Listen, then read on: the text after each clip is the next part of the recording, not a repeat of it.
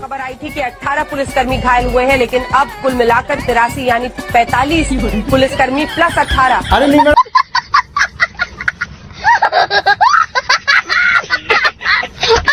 मैं क्या करूं, फिर जॉब छोड़ दूं?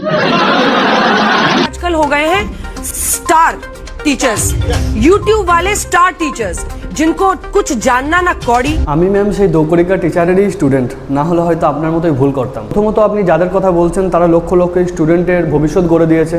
তার সাথে সাথে যে কোনো পেপার লিকের সমস্যা হোক বা যে কোনো স্টুডেন্টের উপর স্ক্যাম হোক, সবার আগে কিন্তু টিচার্সরাই এগিয়ে এসেছে। আর স্টুডেন্টদের ভরসা আছে টিচার্সরাই, শিক্ষক শিক্ষিকারাই। কারণ আপনাদের উপর তো ভরসা করা যাবে না, আপনারা তো অনেক মহান কাজে ব্যস্ত থাকেন।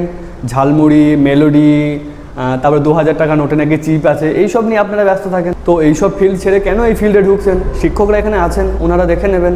ওনারা নিজের আত্মসম্মান বিক্রি করে দেননি। হ্যাঁ, কিছু শিক্ষক বিক্রি করেছেন, ঠিক আছে, 2-1 জন, তবে সব শিক্ষক তো নয়। এই বিষয়ে বলার তেমন কিছু নেই, তবে একটা স্যারের পড়ানো একটা গুরুত্বপূর্ণ বিষয় মনে পড়ে গেল যে পায়ের তলার চামড়া যতই পরিষ্কার করো না কেন, 3 ধরনের ইনফেকশন সবসময় থাকতে পারে। প্রথমত স্ট্যাফাইলোকোকাস, দ্বিতীয়ত টিনিয়া নামক ছত্রাক এবং তৃতীয়ত HPV। এই 3 ধরনের ইনফেকশন পায়ের তলায় থাকতে পারে। স্ট্যাফিলোকোকাস ইনফেকশন হলে মুখের ভিতরে ইনফেকশন হতে পারে, HPV ইনফেকশন হলে আঁচলি দেখা দিতে পারে, আর ছত্রাকজনিত ইনফেকশন বা ফাঙ্গাস ইনফেকশন হলে তা সহজে ঠিক হতে চায় না। যাই হোক, এইসব বিষয়ে আমাদের মাথা ঘামানোর কোনো দরকার নেই। তবে যেহেতু শিক্ষকদের নিয়ে কথা বলছেন, সেক্ষেত্রে ছাত্র হয়ে না বলে থাকতে পারলাম না।